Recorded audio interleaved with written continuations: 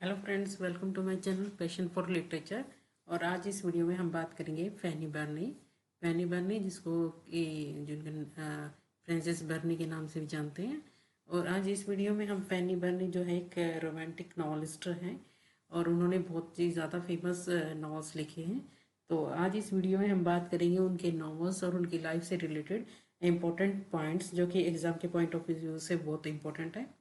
तो आइए स्टार्ट करते हैं। फैनी बर्नी फैनी बर्नी का जो बॉर्न इन 13 जून 1752 में इनका जन्म हुआ था। लेन रेजिस इंग्लैंड के अंदर इनका जन्म हुआ था। डाइड इनकी डेथ जो हुई थी वो 6 जनवरी 1840 के अंदर इनकी डेथ हुई थी। और डेथ के टाइम इनकी एज जो थी वो 87 थी। और कहाँ पे हुई थी बात? इंग्लैंड के अंदर इनकी डेथ हुई थी। इनके फादर कौन थे? फादर थे डॉक्टर चार्ल्स बर्नी, और म्यूजिकल हिस्टोरियन जो है ये इन चार्ल्स बर्नी जो है उनके फादर थे। उनकी मदर जो थी एस्ट्रो स्लेव्स, ये इनकी मदर का नाम था। और described by historian as a women of warmth and intelligence. और जो हिस्टोरियन है वो डिस्क्राइब करती है उनकी मदर को as a women of warmth and intelligence. Next point है, her mother died when she was only 9 years old. जब फैनी सिर्फ 9 ईयर की थी तो उनकी मदर की डेथ हो गई थी। नेक्स्ट इम्पोर्टेंट पॉइंट है हर नोटेबल वर्क्स। हर उस फैनी के इम्पोर्टेंट वर्क्स कौन कौन से हैं? जर्नल्स 1768 से 1840, Evelina 1778, Cecilia 1782, Camilla 1796, the wander और फीमेल डिफ़िकल्टीज 1814। तो ये इनके कुछ इम्पोर्टेंट, बहुत ही इम्पोर्टेंट नॉवेल्स हैं जिनके ऊपर एग्ज़ाम के अंदर क्वेश्चंस आते हैं। नेक्स्ट इम्पोर्टेंट पॉइंट है, from the time young Fanny learn her alphabet she was a writer composing odes, plays, songs, farces and poems at an early age. और ये माना जाता है कि जिस टाइम पीरियड पे फैनी ने अपने अल्फ़ाबेट लर्न किए थे उसी टाइम पे जो है वो एक राइटर बन गई थी। और जो है उन्होंने ओड्स और प्लेज और सॉन्ग्स और पोएम्स जो है बहुत ही स्टार्टिंग के एज में ही स्टार्ट कर दी थी। ये सारी चीज़ें उन्होंने सीख ली थी। नेक्स्ट इम्पोर्टेंट पॉइंट है, Burney was basically a novelist, diarist and play writer. Fanny Burney जो है वो नॉवेल्स भी लिखती थी, डायरी भी लिखती थी और एक प्ले राइट भी थी। नेक्स्ट इंपॉर्टेंट पॉइंट है, she rot 4 novels, 8 plays of 1 biography and 25 volumes of journals and letters। फैनी बर्नी ने 4 novels लिखे थे, 8 plays लिखे थे, एक बायोग्राफी लिखी है और 25 वॉल्यूम्स जर्नल्स और लेटर्स के लिखे हैं। नेक्स्ट इंपॉर्टेंट पॉइंट है, she burn almost all her work under the influence of step mother. Obviously जैसे कि जब फैनी 9 years की थी तो उनकी जो रियल मदर थी उनकी डेथ हो गई थी। और बाद में उनकी स्टेप मदर जो थी वो फैनी की राइटिंग का जो टैलेंट था उसको बिल्कुल भी पसंद नहीं करती थी। और उनकी उसकी मदर और इवन फादर भी जो है स्टार्टिंग में ये मानते थे कि ये जो फीमेल्स या जो लड़कियां जो है लिखती थी उस टाइम पीरियड उनको अच्छा नहीं समझा जाता था। और वो जो स्टेप मदर थी फैनी की वो ये बिल्कुल भी पसंद नहीं करती थी कि जो फैनी जो है वो राइटिंग में काम करे या कुछ राइट करे। तो इसलिए फैनी ने जो अपने अपने सारे वर्क्स को ऑलमोस्ट उठा के जला दिया था, ऑलमोस्ट जला दिया था। लेकिन बाद में उनके फैनी के अंदर जो उनका राइटिंग जो टैलेंट था वो छुपा नहीं। और उसके बाद फिर सी स्टार्टिंग की came a diary at the age of 16 की एज में जो है फैनी ने जो है एक डायरी लिखनी जो है वो स्टार्ट कर दी थी। It was addressing to Miss Nobody, to whom she would reveal every thought, every wish of my heart। और एग्ज़ाम में मोस्टली ये यूजीसी नेट में भी क्वेश्चन आ गया है कि जो फैनी बर्नी ने जो अपनी डायरी थी वो किसको एड्रेस की थी। तो उसने एड्रेस की थी मिस नोबडी को। और उसमें जो है उसने क्या रिवील किया है, क्वेश्चन ये भी पूछा जा सकता है उस डायरी के अंदर उसने क्या रिवील किया है। तो ये कोटेशन जो है ये पूछी जाती है। तो कोटेशन थी every thought every wish of my heart. तो ये जो है ये फैनी ने जो है अपनी डायरी में लिखा था। Her diary recorded personal and public event. अब उसकी डायरी के अंदर कौन कौन से इवेंट होते थे, उनके पब्लिक और पर्सनल इवेंट दोनों ही होते थे। कहाँ से कहाँ तक, from early reign of George third to the dawn of Victorian age, इस टाइम पीरियड पर। और क्वेश्चन जो है यूजीसी नेट में ये भी पूछा गया है कि जो उसकी डायरी का जो टाइम पीरियड था वो कहाँ से कहाँ तक का था, कहाँ से कहाँ तक का डायरी के अंदर पीरियड दिखाया गया है। तो उसके जो इवेंट्स थे वो कहाँ से कहाँ तक के थे, इवेंट्स थे early reign of George third से लेके कहाँ तक, विक्टोरियन एज तक के जो है इसके अंदर इवेंट थे। The Burney family had many close friends, और बर्नी फैमिली के बहुत सारे क्लोज फ्रेंड्स थे, और उनमें एक डैडी क्रिस्प भी थे। Was almost like a second father, वो एक तरह से उसके दूसरे पिता की तरह थे, डोडी क्रिप्स। और ये उन्होंने जो फैनी की राइटिंग्स को बहुत ज़्यादा इन्फ्लुएंस किया था to Frances, and a strong influence on her writing years. और ये फ्रांसिस में आप कंफ्यूज ना हो, ये फैनी का ही नाम है स्टूडेंट्स। तो उनका जो है काफ़ी इन्फ्लुएंस रहा है इसकी फैनी की राइटिंग्स के ऊपर। नेक्स्ट इंपॉर्टेंट पॉइंट है the French heritage influenced Frances Burney self perception in later life. और जो फ्रेंच हेरिटेज है उसका भी काफ़ी इन्फ्लुएंस रहा है फैनी बर्नी की जो है राइटिंग्स के ऊपर, उनकी लेटर लाइफ में काफ़ी इन्फ्लुएंस रहा है फ्रेंच हेरिटेज का। नेक्स्ट इंपॉर्टेंट पॉइंट है फैनी मैरिड टू अलेक्जेंडर डी अर्बले, इनसे जो है इन्होंने शादी की है फैनी ने। और उसके बाद नेक्स्ट इंपॉर्टेंट पॉइंट है फैनी फर्स्ट नॉवल, फैनी का जो फर्स्ट नॉवल था एवेलिना और the history of a young ladies entrance into the world. तो उन्होंने जो फर्स्ट नॉवल लिखा वो था एवेलिना और the history of a young ladies entrance into the world. और स्टूडेंट्स जो फैनी के ऊपर क्वेश्चन बेसिकली जो पूछे जाते हैं वो हमेशा, क्योंकि फैनी ने जो है ऑलमोस्ट अपने सारे नॉवेल्स के सबटाइटल दिए हैं, तो उस सबटाइटल्स बच्चों स्टूडेंट्स को कंफ्यूज करने के लिए दिया जाता है कि क्योंकि एग्जाम के टाइम पे सारे ही सबटाइटल एकदम से मिक्स हो जाते हैं, वर्क्स के नेम और उनके सबटाइटल्स। तो बेसिकली जो है बहुत ये इम्पोर्टेंट है कि उनके जो वर्क्स हैं उनके साथ साथ उनके सबटाइटल जो है वो बहुत अच्छे से लर्न किए जाएं। तो ये इसका सबटाइटल एवेलिना का था, एवेलिना और the history of a young ladies enters into the world. उसके बाद इट वाज पब्लिश्ड एनोनिमसली इन 1778। जैसे कि मैंने बताया है कि जो उसके फादर थे फैनी के, वो पसंद नहीं करते थे राइटिंग हैबिट्स को फैनी की, तो इसलिए जो है वो बिल्कुल भी जो है इसको अच्छा नहीं समझते थे राइटिंग कैरियर को।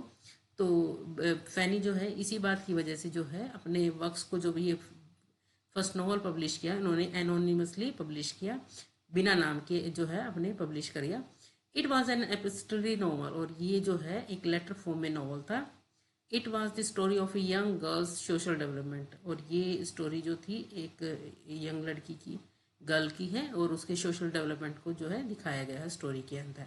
It was published without her father's knowledge और परमिशन। जैसे कि मैंने बताया कि ये वर्क जो पब्लिश हुआ था वो उसके फादर की परमिशन के बिना पब्लिश हुआ था। It was published by Thomas Lowndes, ये जो है थॉमस जो है ने पब्लिश किया था। The novel has been rejected by a previous publisher Rod Dodsley, और ये जो है नॉवल जो है पहली बार में जो है एक पब्लिशर ने मना किए कर दिया था।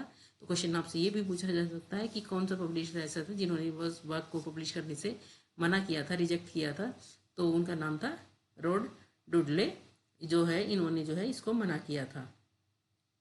नेक्स्ट इंपॉर्टेंट पॉइंट है the novel was a critical success, receiving praise from the respected person including the statesman Edmund Burke and literary critic doctor Johnson. और ये नॉवल जो है बहुत ज़्यादा क्रिटिकल इसको सक्सेस मिली थी और बहुत ज़्यादा प्रेज मिली थी। रिस्पेक्टेड पर्सनस ने इसको बहुत ज़्यादा प्रेज किया था, और किसने किया था, एडमंड बर्ग ने, और एक बहुत ही ज़्यादा फेमस हमारे लिटरेरी क्रिटिक हैं डॉक्टर जॉनसन, उसने भी जो है इसको बहुत ज़्यादा पसंद किया था।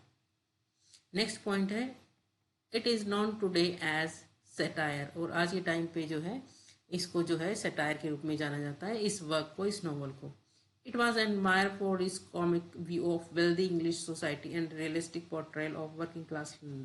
अब इसका स्टोरी के किस लिए प्रेज मिली, क्योंकि इसके अंदर जो है comic view of wealthy English society जो है उस टाइम पे वेल्दी इंग्लिश सोसाइटी, उसके बारे में बताया गया है। उसका उसका कॉमिक व्यू दिखाया गया है, बेसिकली उसका कॉमिक व्यू दिखाया गया है। और क्या दिखाया गया है, realistic portrayal of the working class London. और वर्किंग क्लास लंदन जो है उसका रियलिस्टिक पोर्ट्रेयल है इस नॉवल के अंदर।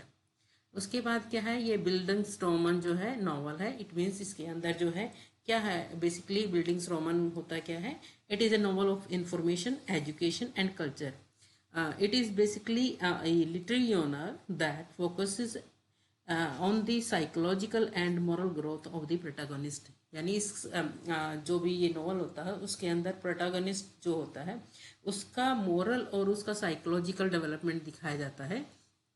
तो ये जो नॉवल है उसके अंदर यही दिखाया गया है।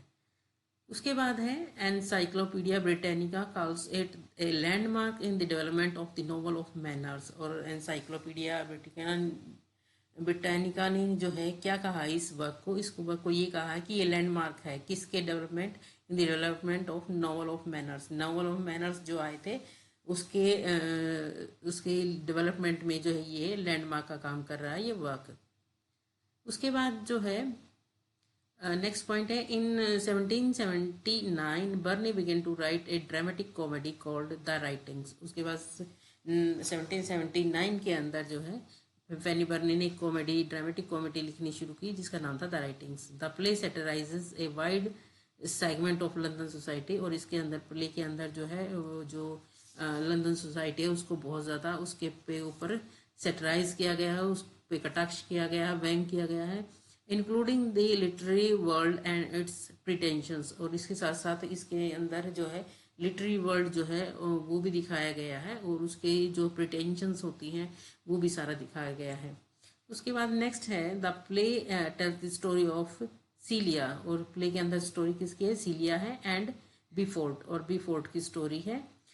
Lovers kept apart bye their families. और इन दोनों को जो है एक दूसरे से अलग रखा जाता है उनकी फैमिली की से इनकी फैमिली जो है इन दोनों को अलग रखती है किसके कारण, ड्यू टू इकोनॉमिक इनसफिशियंसी के कारण जो है इनकी फैमिली जो है इन दोनों को अलग रखती है। It was not publish at that time. और इस वक्त का हुआ क्या इस प्ले का कि ये प्ले जो है उस टाइम पीरियड पे पब्लिश नहीं किया गया क्योंकि फैनी के फादर इस टाइम पीरियड तक जो है, क्योंकि फर्स्ट नॉवल जो है फैनी का बहुत ज़्यादा सक्सेसफुल हुआ था, उसको बहुत ज़्यादा प्रेज मिली थी, रिस्पेक्ट मिली थी। तो उसके फादर को रियलाइज़ हुआ कि ये जो है जो इसका राइटिंग कैरियर जो है वो एक रिस्पेक्टेबल जो है कैरियर है। तो उसके बाद जो है फैनी के फादर जो है चेंज हो गए थे फैनी के लिए, और वो जो है फैनी को इवन एनकरेज करने लगे राइटिंग के लिए।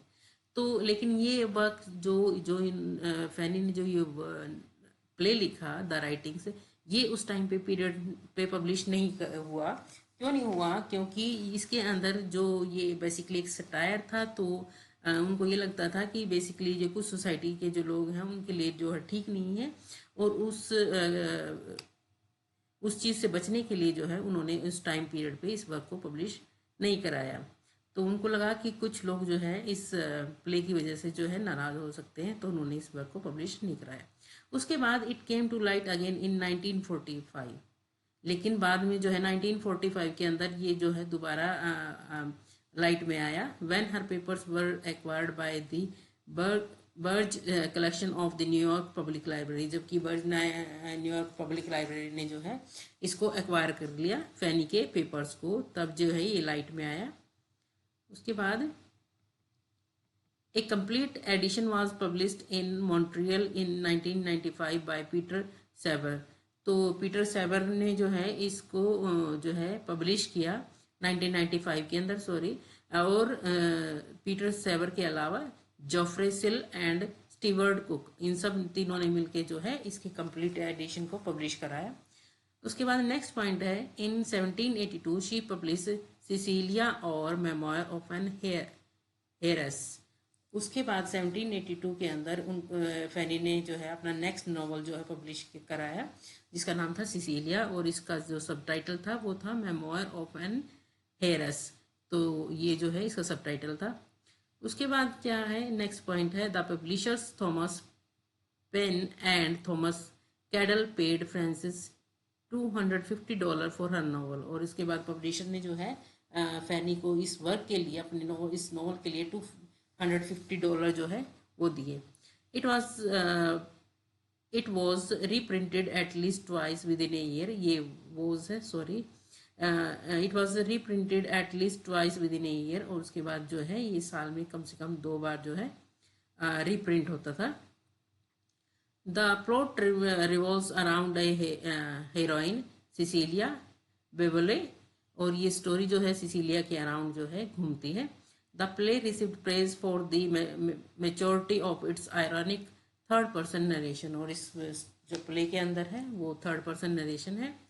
उसके बाद है next point, Jane Austen is inspired by a sentence in Cecilia to name her famous novel Pride and Prejudice. उसके बाद जो है जेन ऑस्टिन इस वक्त से इतना ज़्यादा इंस्पायर हुई कि उस नॉवल के अंदर जो है सिसिलिया के अंदर एक सेंटेंस है, और उसी सेंटेंस के बेस पे ही जेन ऑस्टिन ने अपना ये नॉवल लिखा, प्राइड एंड प्रेजुडिस। ये जो नाम है प्राइड एंड प्रेजुडिस, ये जेन ऑस्टिन ने सिसिलिया से ही लिया है, वहीं से एक सेंटेंस में से ये उठाया है। तो क्वेश्चन बेसिकली आपसे यही पूछा जाएगा कि जेन ऑस्टिन ने, या तो ये पूछा जाएगा कि जेन ऑस्टिन जो है फैनी बर्नी के कौन से वर्क से इंस्पायर होकर उन्होंने जो है अपने वर्क का नाम प्राइड एंड प्रेजुडिस लिखा, या ये हो सकता है कि प्राइड एंड प्रेजुडिस जो है सिसिलिया से इंस्पायर हुआ जेन ऑस्टिन का कौन सा वर्क है। तो इस तरह से जो है 2 तरह से ये क्वेश्चन पूछा जा सकता है आपसे। उसके बाद नेक्स्ट है 4 ब्लैंक वर्स ट्रेजेडीज। उसके बाद फैनी ने जो है ब्लैंक वर्स ट्रेजेडीज भी लिखी हैं 1790 से लेके 91 तक जो है 4 ट्रेजेडीज लिखी हैं। फर्स्ट है हर्बर्ट डी वेरे, सेकेंड है द सीज ऑफ पेवेंसे, उसके बाद थर्ड है एल्बर्टा एंड एडवे, उसके बाद फोर्थ है एल्गीवा। उसके बाद ये कहता है जो लास्ट वन था ओनली इट वाज परफॉर्म्ड, जो लास्ट वन था सिर्फ वही परफॉर्म्ड हुआ था, और उसको इन ट्रेजेडीज को ज़्यादा सक्सेस जो है वो नहीं मिली थी।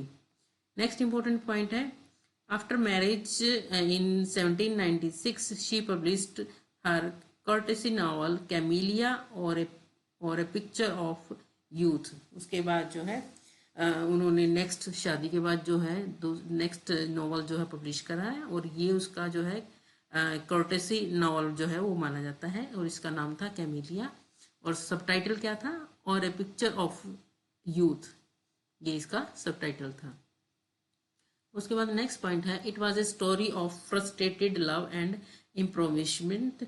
ये स्टोरी जो है वो एक फ्रस्ट्रेटेड लव की है और इम्प्रोविशमेंट की है।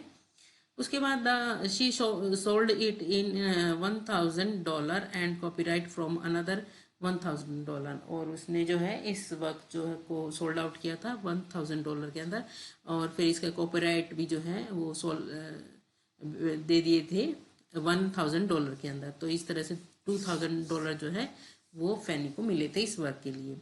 With this money they built a house in Westhumble near Dorking in Surrey which they called Camilla cottage. उसके बाद इस पैसे से उन्होंने जो है वेस्ट हम्बल जो कि डॉर्किंग जो है सरे के अंदर है, वहाँ पे उन्होंने जो है अपना घर बनाया, और इस घर का उन्होंने जो नाम लिख कर रखा था, क्योंकि इस वर्क से ही इनको पैसा मिला था, तो उसका उस वर्क के नाम पे ही इन्होंने अपने घर का नाम रख दिया था Camilla cottage. Next important point है कॉमेडीज। उसके बाद जो है फैनी बर्नी ने जो है कुछ कॉमेडीज भी लिखी है, और कॉमेडीज जो लिखी थी उन्होंने 1797 से लेके 1801 तक लिखी थी। Burney wrote 3 comedies that remained unpublished in her lifetime. 3 comedies लिखी और तीनों की तीनों जो है अनपब्लिश्ड रही उनके लाइफ टाइम में। फर्स्ट है love and fashion, a busy day and the woman hater. ये थर्ड है द वीमन हेटर। उसके बाद जो है फैनी ने जो है कुछ जर्नल्स भी लिखे हैं। जर्नल्स के हैं the early diary of Frances Burney, जो कि 1768 से 1778 तक जो है उन्होंने लिखे हैं इन 2 वॉल्यूम्स, और 2 वॉल्यूम में लिखे हैं, और ये पब्लिश हुए थे 1889 के अंदर। यानी क्वेश्चन आपसे ये भी पूछा जा सकता है कि फ्रांसिस जो बर्नी थी उन्होंने जो अपना ये जर्नल लिखा था वो कितने वॉल्यूम में पब्लिश हुआ था, तो वो 2 वॉल्यूम में पब्लिश हुआ था। और ये कब से कब के टाइम पीरियड में है, 1768 से लेके 1778 तक जो है ये लिखे गए हैं और ये पब्लिश हुए थे 1889 के अंदर। नेक्स्ट जर्नल है the court journals and letters of Frances Burney. ये इसका वॉल्यूम 1 आया था 1786 के अंदर और वॉल्यूम 2 आया था 1787 के अंदर, यानी ये दोनों ही जर्नल्स 2 वॉल्यूम्स के अंदर पब्लिश हुए हैं। उसके बाद है लास्ट पॉइंट है, she died in London on 6 जनवरी 1840, यानी 6 जनवरी 1840 के अंदर फैनी बर्नी की जो है डेथ हो गई थी। तो इस तरह से जो है फैनी बर्नी ने बहुत सारे इम्पोर्टेंट्स नॉवेल्स जो हैं वो लिखे जो कि अपने टाइम पीरियड में काफ़ी फेमस भी हुए और जिसके लिए फैनी बर्नी को जो है काफ़ी जो है पैसा भी मिला। तो इस तरह से जो है ये इस वीडियो में जो है ये फैनी बर्नी उसके लाइफ के इम्पोर्टेंट पॉइंट्स और वर्क से इम्पोर्टेंट पॉइंट्स जो है हमने कवर किए। और बेसिकली ये फैनी बर्नी से रिलेटेड जो क्वेश्चन ये आएंगे वो उनके वर्क और उनके सब टाइटल पे आएंगे, या फिर जो है उनकी लाइफ में रिलेटेड जो उनकी जो स्टोरीज़ हैं कि वो कितने वॉल्यूम में पब्लिश हुआ था ये पूछा जा सकता है, या जेन ऑस्टिन ने जो अपना वर्क लिखा था वो किस वर्क से इंस्पायर होकर लिखा था फैनी बर्नी के। तो इस तरह से क्वेश्चन जो है एग्ज़ाम में पूछे जा सकते हैं। तो आई होप स्टूडेंट्स जो है ये वीडियो जो है वो आपके लिए काफ़ी हेल्पफुल रहेगा आपके एग्ज़ाम के लिए। और इसी के साथ जो है मिलते हैं एक नेक्स्ट वीडियो के साथ।